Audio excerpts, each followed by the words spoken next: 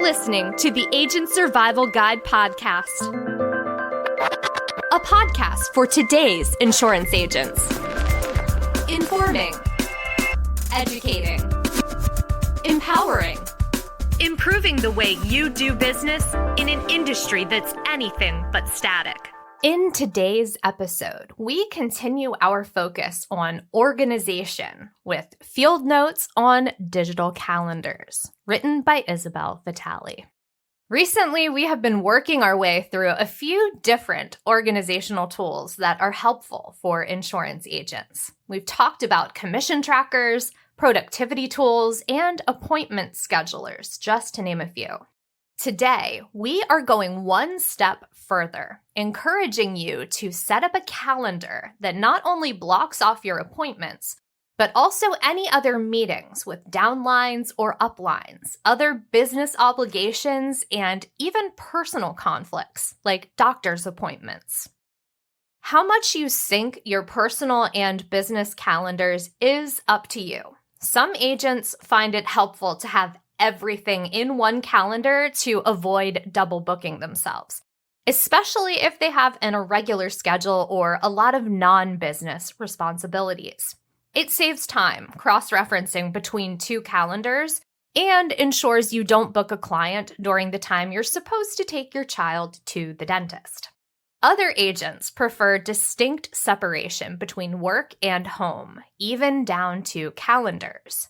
And an important privacy note here. When it comes to calendars and scheduling, only store client name and contact info in a HIPAA-secure app.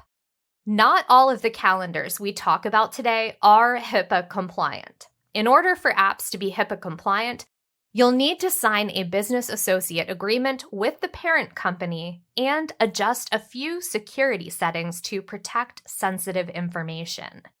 That might sound like a strange choice on our part to talk about these options at all, but we still want to include these apps because if you're not using them for client appointment scheduling and instead simply to keep your own schedule straight, you have options for keeping sensitive personal information within your parent HIPAA-compliant scheduling app of choice and not in your calendar app. You can choose to sync information from your scheduling app to these calendar apps in such a way that appointments are imported simply as unavailable blocks on your calendar, not as appointments with client information. So with that caveat out of the way, let's get into our list of recommended calendars for organizing your daily life.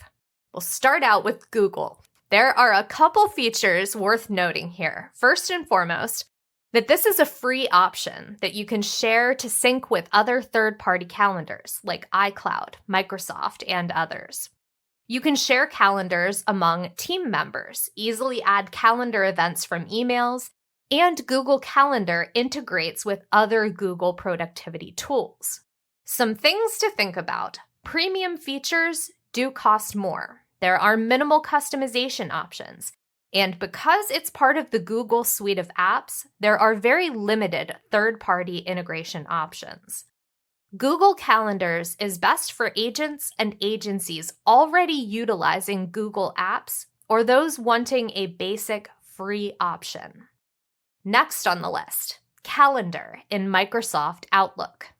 This option can be shared to sync with third-party calendars like Google, iCloud, and others. It will also integrate with the other Microsoft productivity tools, like Microsoft Bookings and Teams, to name two. Drawbacks here also include minimal customization options and limited third-party integrations.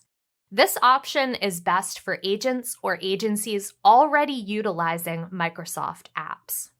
Next up is the third-party app Fantastical.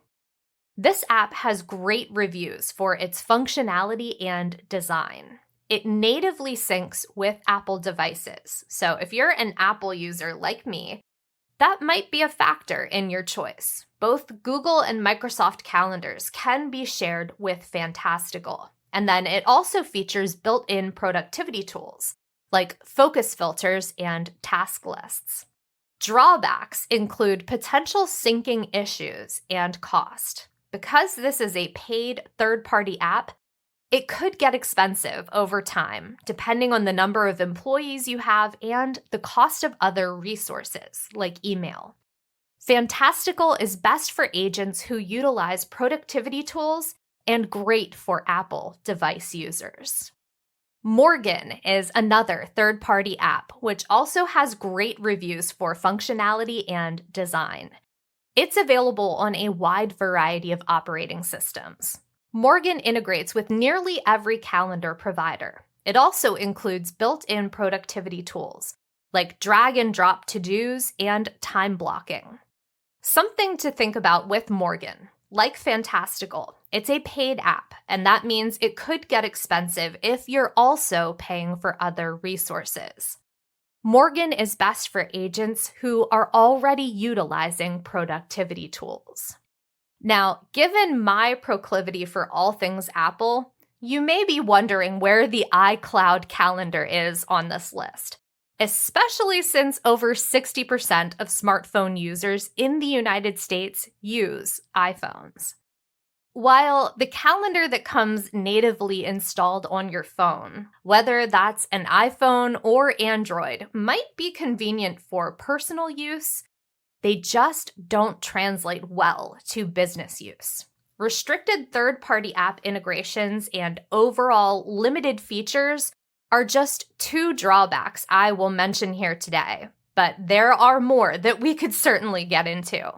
Bottom line, the more robust and comprehensive options you get with integrated tools are just a better fit for businesses, especially if you're an agency coordinating multiple schedules.